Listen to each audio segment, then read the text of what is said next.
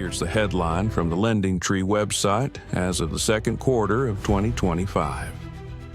Americans have an absolute mountain of credit card debt, $209 trillion to be exact. That figure comes from the Federal Reserve Bank of New York. Do you have any of that? I sure still do. Credit card debt is the bane of my existence. I'll share some ways I've been successful in managing my credit card debt over the years. After a long career slide, I was carrying about $60,000 of unsecured debt. Most of that was on credit cards, and a significant portion came from medical bills. Bankruptcy laws in the U.S. are built for just that kind of scenario. And that's when I pulled the trigger. I won't tell you it was easy, but it was a lot easier than living under a bridge or scavenging for food behind dumpsters at McDonald's. The shame and remorse can fade over time. It goes away more easily if you eat 3 meals a day.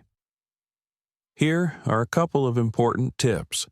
The first one is to be brutally honest with yourself, your lawyer, and the bankruptcy trustee, also known as the judge.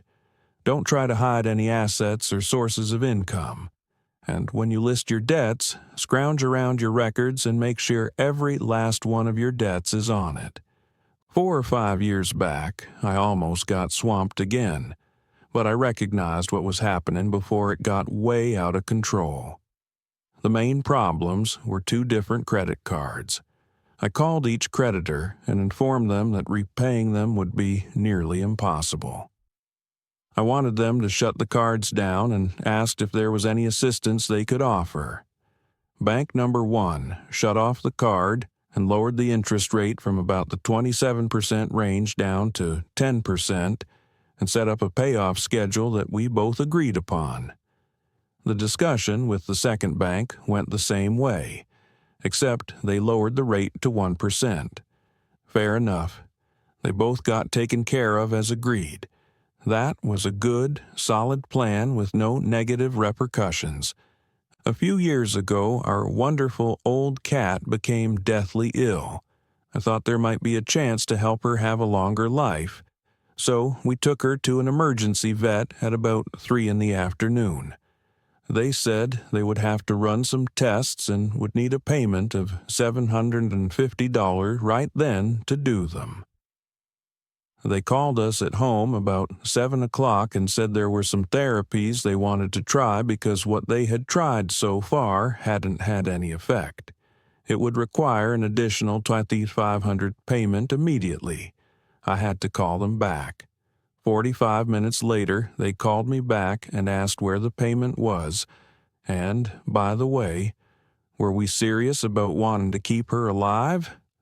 The mafia has nothing on these people, pulled out the old credit card and laid the charge on it. Can you see into the future here? They called us at 3 a.m. and said they could keep her alive until we got there if we hurried.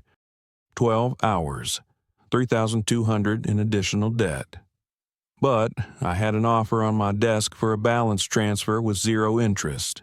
Did that, paid it off, and saved about $600 in interest, or so they told me. Unfortunately, I took my eye off the ball and another card ran up. Fortunately, I had another offer from a different bank for a balance transfer with 0 interest for 18 months. Since I successfully completed the last offer, I have a high level of confidence that I'll complete this one and might erase my credit card debt before I die. Here's a few closing notes on credit. It's best if you can avoid it. Secondly, pay it off as soon as you can. Finally, never, ever use the services of one of those payday loan joints. They charge about 200% interest per year, and their agreement normally gives them the right to go into your bank account and grab their money owed if you are late with a payment. Now, how would I know that? Can you guess?